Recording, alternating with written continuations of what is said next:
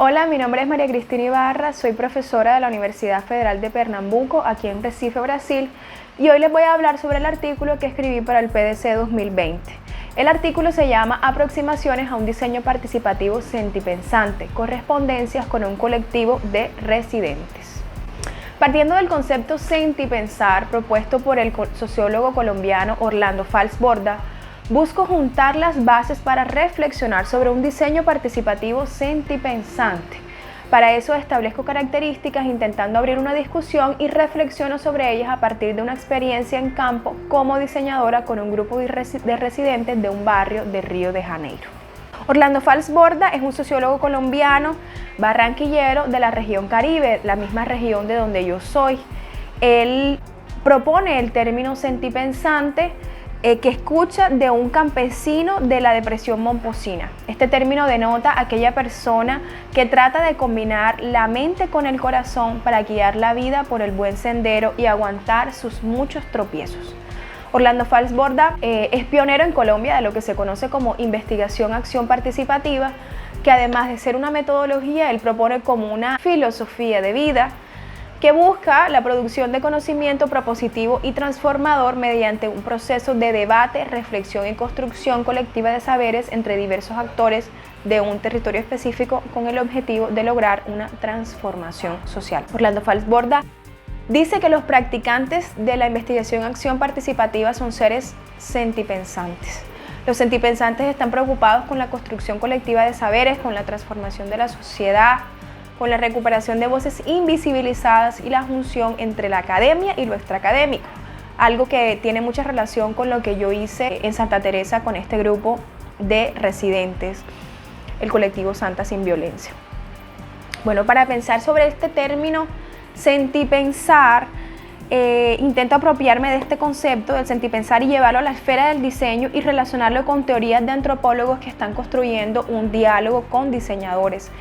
Y empiezo con Joachim Hals, en el que él dice que las necesidades, que es una palabra que se utiliza mucho en el vocabulario de los diseñadores, están continuamente en formación a través de disputas diarias entre vecinos y familiares, colegas y el mundo material con el que viven. Para estar en sintonía con las necesidades, Joachim Hals propone que debemos envolvernos y comprometernos con estas disputas creando nuevos horizontes de posibilidades. O sea, las necesidades dejan de ser un dato y se vuelven algo que está en continua formación y transformación y en la cual nosotros como diseñadores debemos involucrarnos.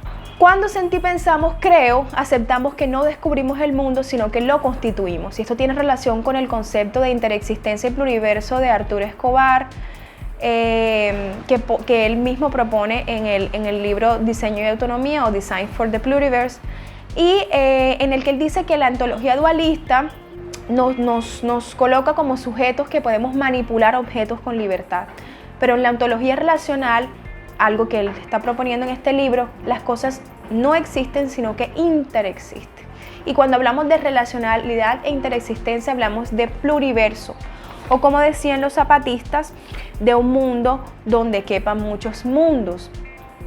Hacemos parte de un flujo cambiante de formas y prácticas como diseñadores. Cuando hablamos de sentipensar, decimos que hay un lado emocional en todas las formas de racionalidad.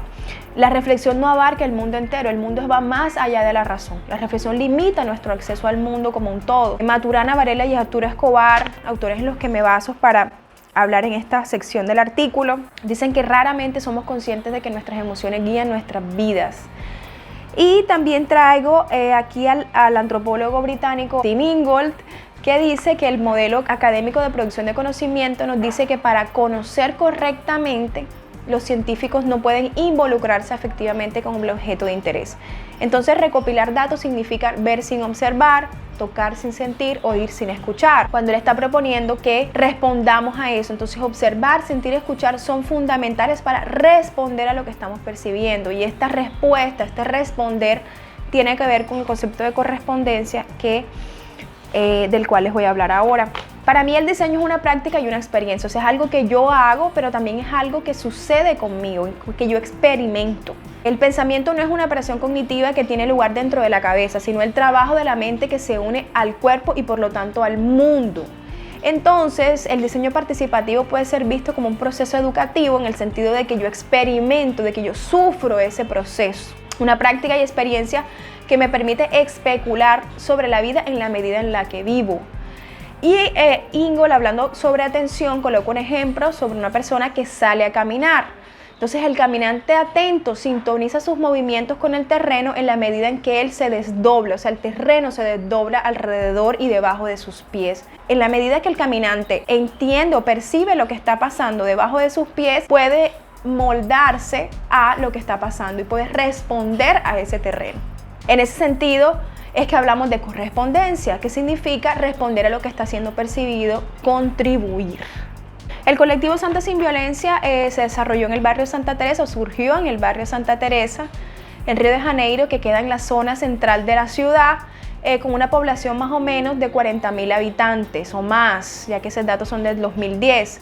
Es un barrio montañoso donde hay arte, turismo, paisajes y es un polo gastronómico, un barrio realmente conocido por ser muy artístico y turístico. El colectivo Santa Sin Violencia fue un grupo de residentes del barrio Santa Teresa, de este barrio, que se comprometió con la lucha contra la violencia en el área.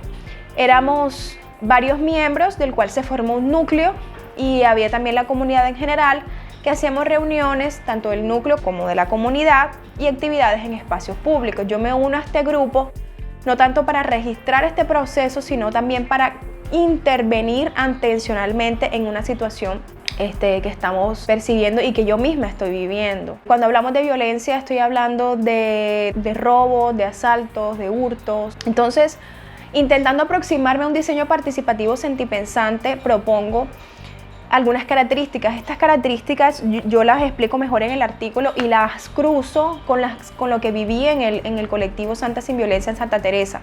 Intentando aproximarme a un diseño participativo sentipensante, propongo estar en sintonía con las necesidades envolviéndose en las disputas cotidianas, ratificar las fuerzas comunitarias, percibir el diseño participativo como un proceso educativo en el sentido de que transformamos y somos transformados por el mundo, estar atentos para abrirnos a otras posibilidades de ser, reconocer que hay un lado emocional en todas las formas de racionalidad y apuntar para una transformación social. Como consideraciones finales, digo que Sentipensar abre un mundo de posibilidades que es limitado cuando solo pensamos. Cuando nos dejamos afectar, reconocemos que el mundo está vivo y nos transforma. Reconocemos la interexistencia. Entonces transformamos, como dice Falsborda, pero también nos transformamos. Con este artículo se espera traer nuevas dimensiones y cuestionamientos a la práctica del diseño participativo desde una experiencia y autores latinoamericanos. Muchas gracias.